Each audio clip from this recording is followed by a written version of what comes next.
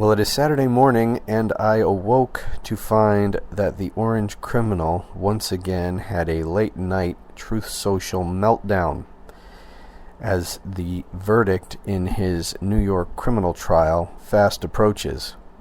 On Tuesday, both sides are expected to deliver their closing arguments, at which point the case will be handed over to the jury, and they will decide Donald Trump's fate.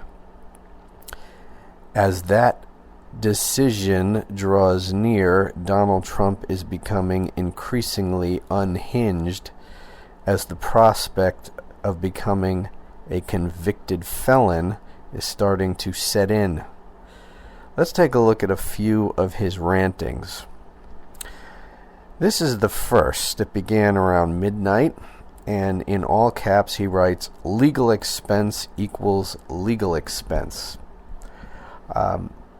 Here he is trying to convince the MAGA-loons who worship him that the hush money payments were not in fact hush money payments, they were legal expenses. Why? Because he had his lawyer deliver the hush money payments.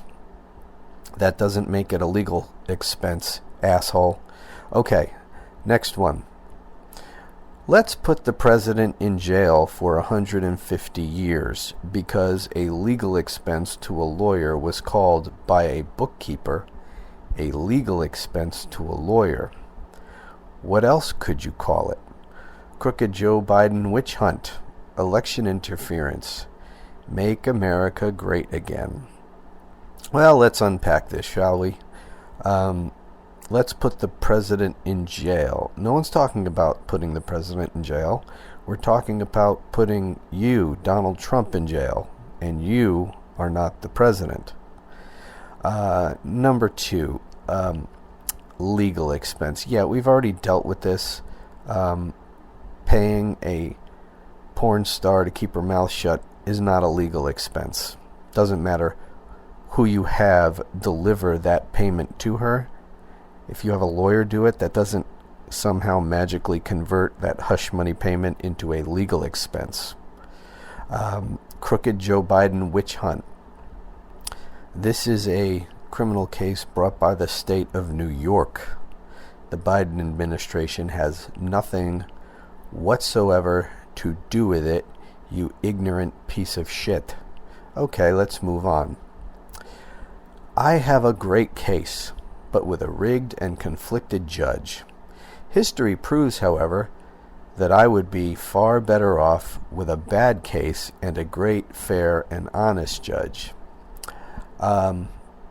This is just mindless blather and nonsense, fueled probably by Adderall, Diet Cokes, Big Macs, lack of sleep, and an increasing fear of being sentenced to prison, which I hope for the good of the country is what happens.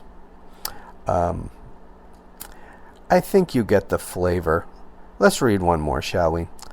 The City of New York's DA, Alvin Bragg, is trying to prosecute a federal case which cannot be done, and where there is no crime that has been turned down by everyone, including the Federal Elections Commission, the Southern District of New York, the DA's office, and Bragg himself, until I announced that I was running for president.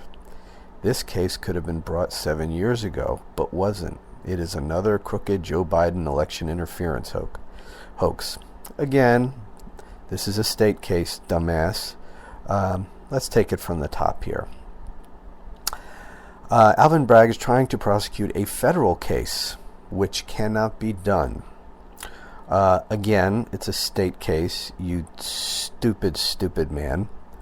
Which cannot be done? Well, it's being done now, isn't it? So, don't know what that's supposed to mean. And there is no crime.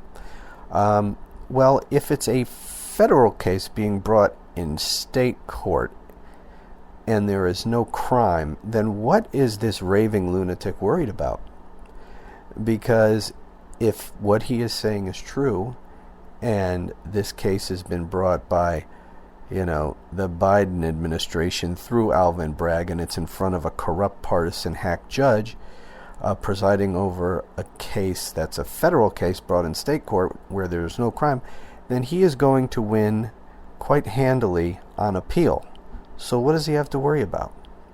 He will expose all of this. And by the way, if there was no crime and this can't be done and this is obviously corrupt and all that, then why didn't he take the stand and explain this to the jury? Just a question. Anyway, I am quite happy whenever I wake and find that Donald Trump is losing his mind. The idea that Donald Trump is sitting wherever the hell he is at 2, 3 in the morning, scared shitless, that makes me happy. That makes me very, very happy. The only thing that will make me happier is when he is, in fact, convicted. And in one of his posts, he wrote, "Let's put the president in jail for 150 years. Again, you're not the president, dumbass. Number 2, 150 years would be nice, but it's not necessary. You're not going to live anywhere close to another 150 years. I'd be shocked and amazed if you made it another 10 years. But, it could be a much shorter sentence. The rest of your natural life would make me happy. A 10-year sentence would certainly get there. 5 to 7-year sentence would probably be a life sentence for you." So, anyways, I just thought I would share this. This is great.